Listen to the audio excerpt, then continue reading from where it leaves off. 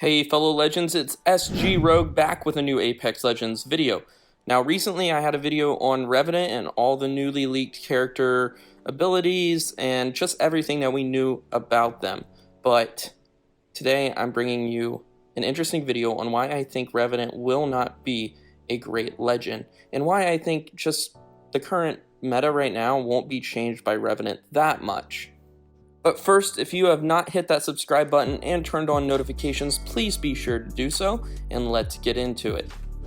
So first up, when I'm talking about Revenant, the reason why I don't think they'll be that great is really just the difficulty of using some of the abilities. And I'll explain that further. For instance, the main tactical for Revenant will be Mark for Death, and you're going to shoot a poison dagger. And if we think about legends like Bangalore where you actually shoot an item, it's, obviously it's lobbed and it's not that accurate, it's not made to be accurate, but Revenant's dart, you're going to have a one-shot chance at hitting a target, it seems like, because you're going to have one dart, right? So when you think about how fast-paced the battles are, and you're going to have to pop up and get a shot on another legend, you're going to be taking damage. And unless this dart is very, very OP and takes off a lot of damage, it's not going to be worth that trade.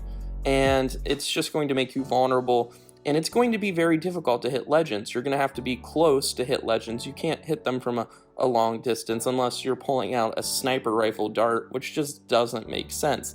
So I think the tactical ability will be almost useless, and it'll be really hard to hit players. So as we move on, just keep in mind that, these abilities seem really sweet and awesome, but just the usefulness and just being able to use them correctly at the rate, there's a lot of variables that come into play is what I'm saying.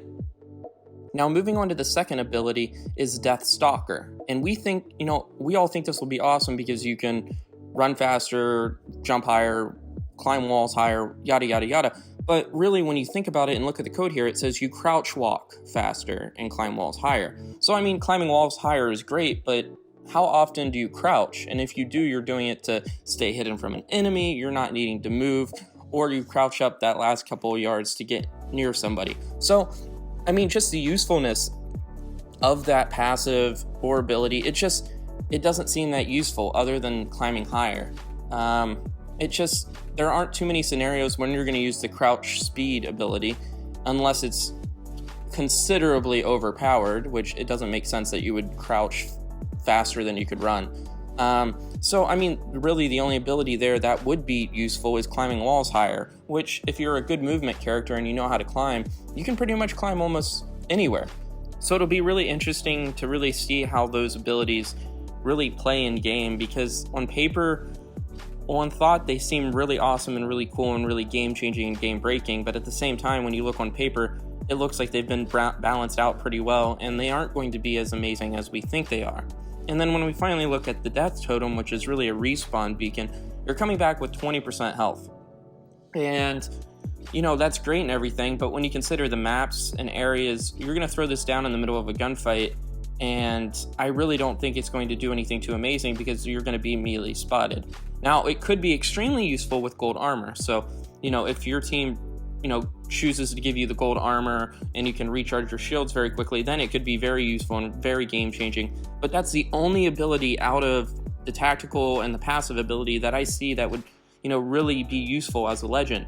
And then we also have to consider the body size of Revenant. When you think of a Pathfinder, it really looks thinner than a Pathfinder with these cyborg type characters. So, are we going to talk about the damage percentage increase like all the other legends like Wraith, anything with a low hitbox? Revenant will probably have that too. So it's really interesting to see how everything might fall together with Revenant, and it might not be, a contender against Wraiths and Pathfinders and so on and so on.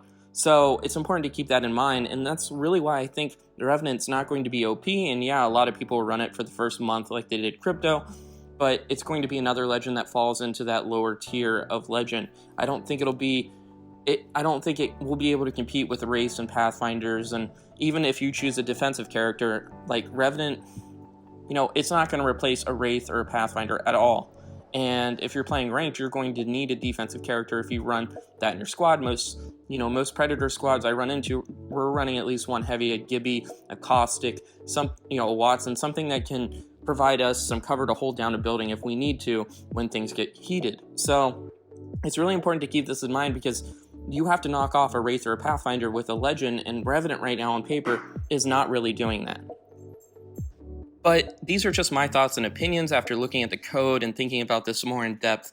And I just would love to hear your guys' opinion on, now that you've kind of gotten this idea or thought, what are your thoughts? Do you think Revenant will be able to compete, or do you think they'll fall down into lower tiers of characters as a month into the game progresses when he's finally released? Like, what will we see? Just what are your thoughts? Leave them down in the comment section below and leave a like.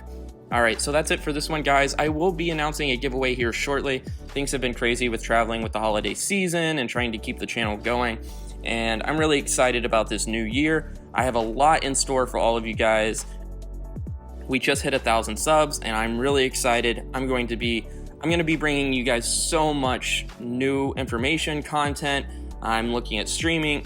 There's so much coming for you guys. Just stay tuned, be prepared, and we're gonna have a lot of fun in the coming year of Apex. So that's it for this one, guys. SG out.